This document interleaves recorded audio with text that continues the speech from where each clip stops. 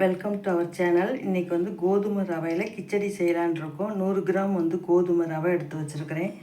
காய்கறி வந்து beans, carrot, உருளைக்கிழங்கு, வெங்காயம், தக்காளி, பச்சை மிளகாலாம் அரிஞ்சு வச்சுருக்கிறேன். இதுக்கு வந்து 1க்கு 3 தண்ணி ஊற்றணும். நம்ம வந்து எல்லாமே தாளித்த உடனே தாளித்த உடனே தண்ணி ஊற்றுவோம் இல்லையா, நல்லா வெந்துருச்சான்னு பார்த்துட்டு அதுக்கப்புறம் தான் இந்த ரவையை கொட்டணும். வாங்க எப்படி செய்யலான்னு பார்க்கலாம்.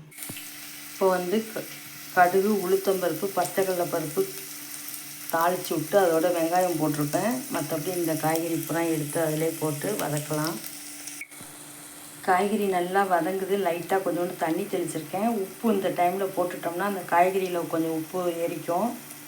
இது நல்லா பிரட்டி இந்த காய்கறி நல்லா வெந்த பிறகு தான் இந்த ரவைக்கான 1க்கு 3 தண்ணி, இது வந்து ஒரு ஆழாக்கில் அளந்து வச்சுருக்கிறேன். அதில் வந்து 1க்கு 3 தண்ணி ஊற்றினோம்னா இந்த கிச்சடி ரெடி பண்ணிடலாம்.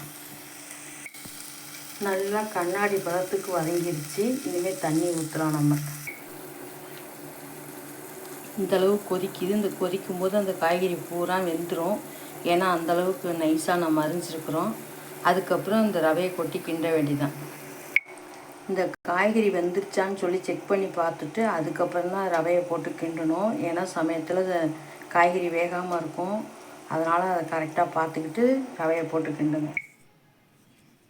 அருமையான கோதுமை ரவை கிச்சடி தயாராகிடுச்சு. இதே வந்து இந்த எல்லா காய்கறியும் போட்டு பொங்கல் மாதிரியும் செய்யலாம். இதே மாதிரியே காய்கறிலாம் போட்டு பட்டை கிராம்லாம் தாளித்து பிரியாணி மாதிரியும் செய்யலாம். இதுக்கு வந்து தேங்காய் சட்னி அரைக்கிறதுக்கு தேங்காய் உடச்சி வச்சுருக்கிறேன். இனிமேல் போய் தேங்காய் சட்னி ப்ரிப்பேர் பண்ணி இந்த 2 காம்பினேஷனோட சாப்பிடும்போது சூப்பராக இருக்கும். Thank you again.